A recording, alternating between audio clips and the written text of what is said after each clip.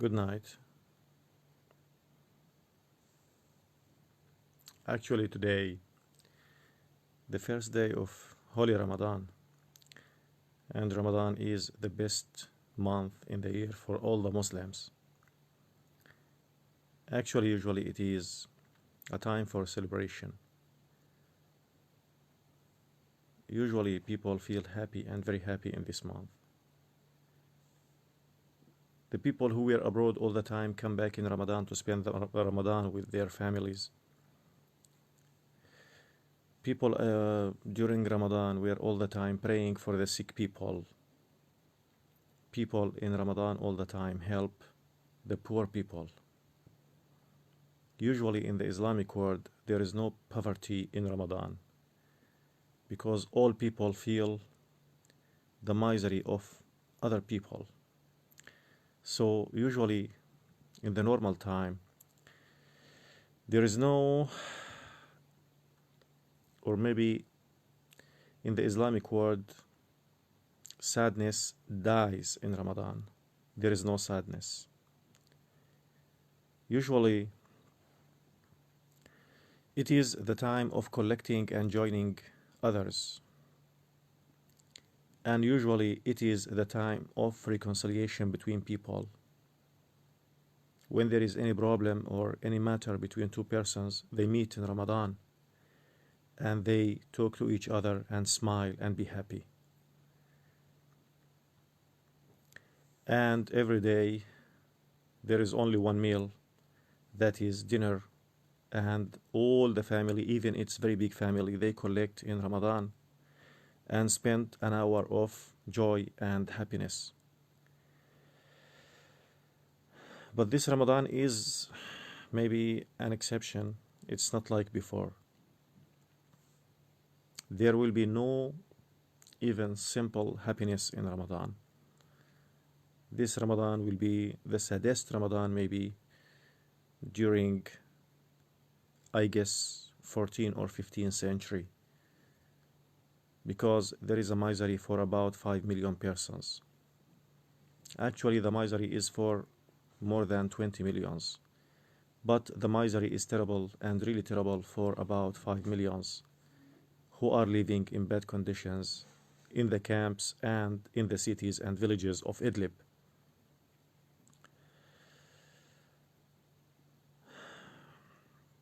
Now at this time I am talking to you, absolutely there are women who cry because they miss their sons or relatives who haven't ever seen for 3 or 4 or 5 or 9 years. And also there are widows who will cry also because they lost their husbands for many years ago and they haven't tasted happiness since that time. There are orphans who may be living the saddest feelings that any man in the camps now and in Idlib in popular, living the saddest feelings, and they have maybe the worst conditions because they lost the father. And there are also some men and women crying at this time because there are some of their sons and beloved are under detention in the prisons of Al-Assad regime. And everybody in Idlib, everybody is crying and sad at this time because they miss their houses. You don't know, the last month before Ramadan, all people were praying to come back to their houses before Ramadan because they wanted to taste even a simple happiness in the first day of Ramadan. And they were praying and they were trying not to lose hope that they will come back to their houses and leaving the diamond tents before Ramadan. But actually, at this time, which is supposed to be the happiest time, this is the first time of Ramadan, they are failed by all the world. They are failed by the politicians. They are failed by everybody in this world that will move for them and try to get them back again to their houses that they left for about 4 months. So, in the time that is supposed to be the happiest time for those people, it is the saddest time for those people.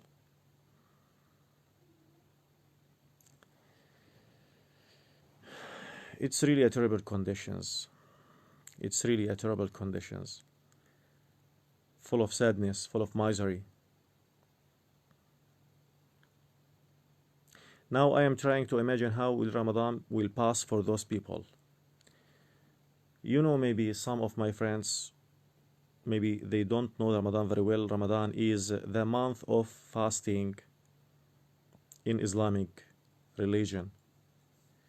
People stop eating and drinking until the beginning of the night. It's about 14 hours, something like that, 14 hours. Maybe fasting make people weaker, but usually it's not like that. It makes people happy and strong. So I can imagine now that the conditions of people will be not the same like before. Because people, they don't have the ability to celebrate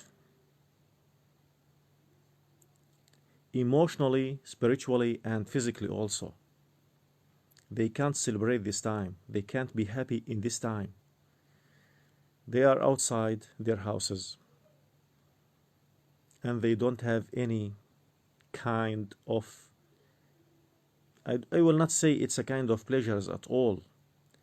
I will say that they don't have anything to feed their life, to make their life happy. They don't have the house. They don't have the food. They don't have the drinks. They don't have anything. They lost everything. What kind of Ramadan is this for those people?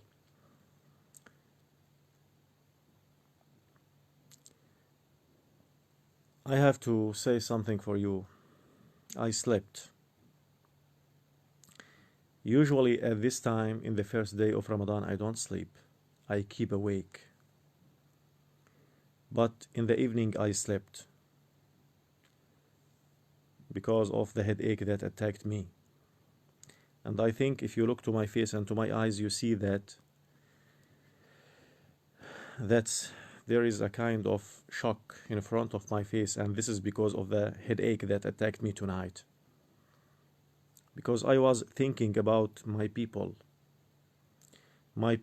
who are living in a very bad conditions now.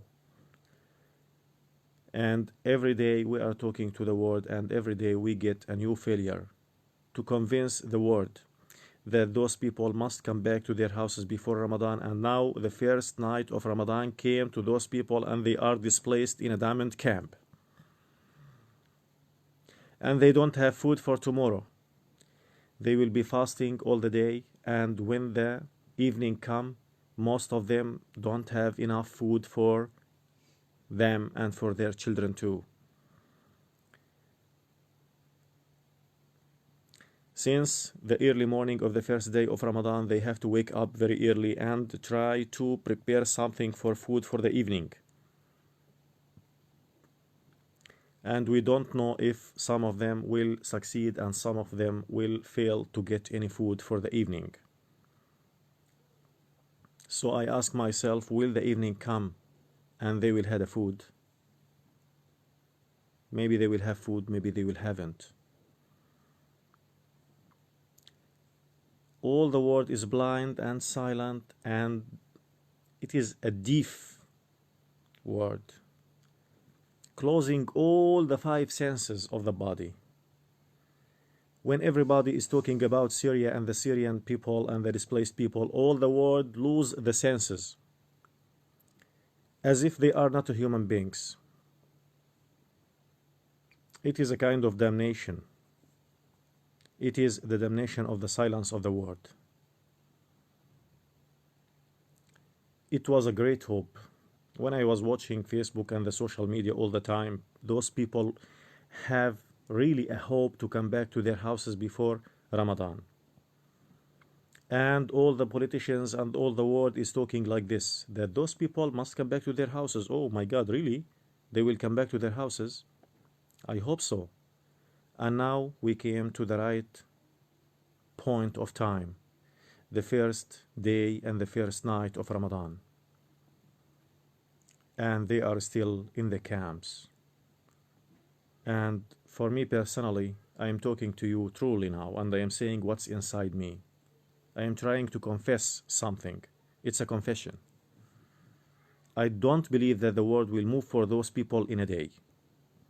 And I don't believe any politician who is joining another politician and talking about the Syrian and the displaced people. While they are talking about the displaced people, the reality that they are talking about the future of their maybe powers inside Syria, the future of their economy inside Syria, but they don't talk about people because it's a very easy thing for them to let them come back to their houses because the regime is very weak and will not resist the word. But all the world is silent. All the world is silent.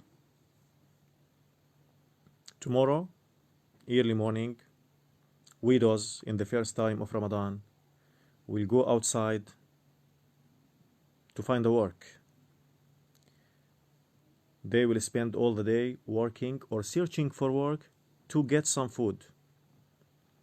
Children will go outside to collect plastic and to collect old metals, scrap or something like that to sell, to get some money for food and water.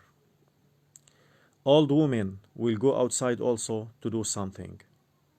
Everybody will go to search for the first dinner in Ramadan.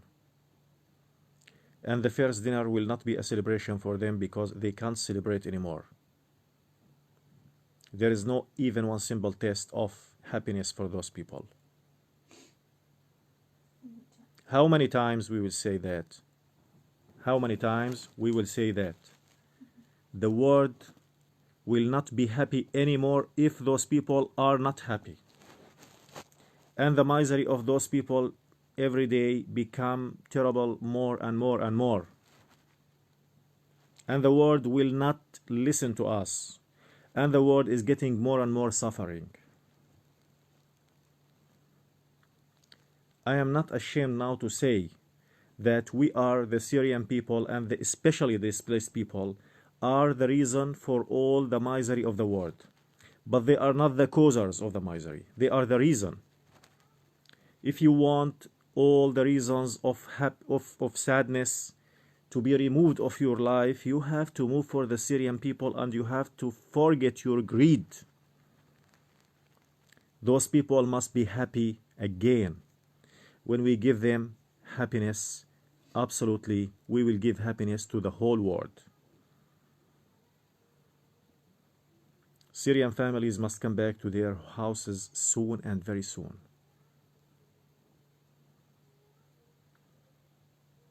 5 millions are sad now. 5 millions are crying. 5 millions are praying to God, only to God, because they lost any hope in humanity. This is a selfish humanity. Until now we are saying a humanity, but the best is not to say humanity. There is no real humanity nowadays. Our people are dying, our people are hungry, our people are displaced, our people are sick, our people are deprived of education, our people have no medicine for any simple disease, and we still talk about a humanity. And we come to the best place or the best time in the year, that is Ramadan, that is supposed to be very happy, and we see only sadness more and more, and all the world is watching. And fake world is saying Ramadan Mubarak. That is the greetings in the first day of Ramadan in Islam. We don't need this. This is a very fake word. I feel very silly when somebody send me something like that. Happy Ramadan or something like that, or Mubarak Ramadan or anything else. Stop this silliness. We don't need it. Keep it for yourself and enjoy yourself. We need the people who help us to save humanity, or keep silent. No need to be passionate. Your silence is killing every day people and causing sadness to people. If you are not ready or not enough, or you don't have the power to move for those people, so keep silent and thank you for your passion. I'm sorry to say, but your passion will not save me if I will die. If somebody will kill me, your passion, if you say, oh, I'm sorry, this will not cause any happiness for me, and this will not save my life if somebody will kill me. And somebody is killing us every day, spiritually and mentally and physically also. You haven't done anything for the detainees. You haven't done anything for the displaced people. You haven't done anything for the orphans and the widows. You haven't done anything for the refugees. You haven't done anything. This is what humanity gives us every day. Nothing.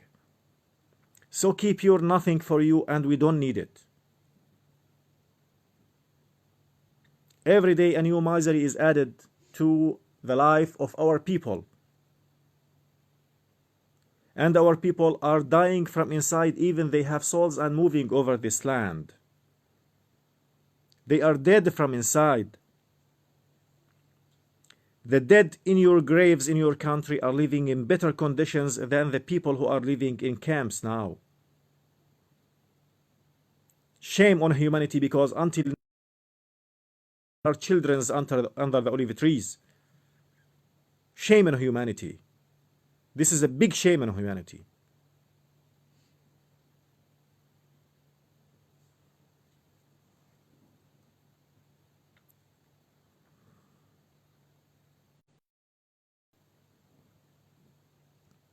Ramadan will pass, and we don't know what will happen in the future. Maybe it is good, maybe it is bad.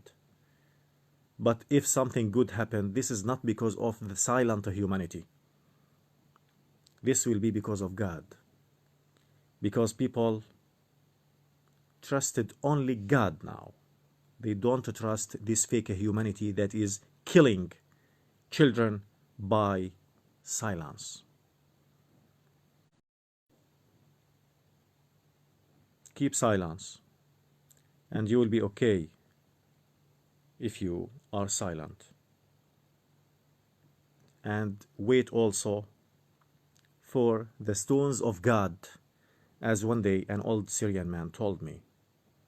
Keep silent and wait the stones of God. This virus that attacked the humanity is the first stone of God, the damnation of the Syrian blood, the cheap Syrian blood. You haven't felt us, and you haven't, or you didn't have any care about our feelings in the first day of Ramadan. So there will be no care of God, and there is no mercy for humanity anymore over this damned planet. We will see and watch what's coming. For me personally, I have hope that humanity will be awakened shortly, but there are no real steps for that. But what I am talking is what the people inside the camps are telling me every single moment. They say now at this time that they don't care about the humanity anymore. If all the humanity is suffering, this is not a big problem for them anymore, because all the humanity is watching them suffering and keeping silent. I ask everybody to think about your past. There is no real nation that had no such conditions in the past. Think about yourself and think about your past. Most of your country passed famines and wars and civil wars. And usually when any part of the world get a crisis, the first place that he is trying to escape to is the Civil East or the Middle East and Syria. And now when Syria is sick and there is a big problem and there is a regime killing his people inside Syria, all the world is keeping silent and want to be saved. There is no there is no safety for such a silent, sick world. Expect the worst. And we are waiting and we will expect the worst and the worst. Excuse me for my language, I have a strong headache. Tonight, we will pray for God, only for God.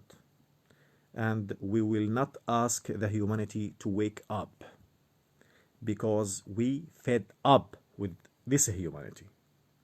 Will not. So, I ask my people to pray for God, only for God. Everything is between the hands of God, and that's enough. Good night.